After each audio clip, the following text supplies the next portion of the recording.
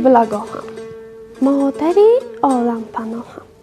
دستها در پیشی بر، در پیشی در ایستاده هنوز.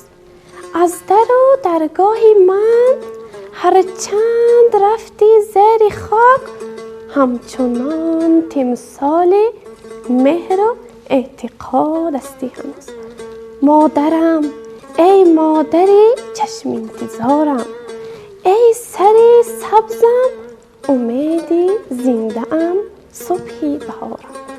مادران بوده اند افزون در عالم، طفلکان زاده اند لیک والاتر ز مادر بوده هم آفریننده.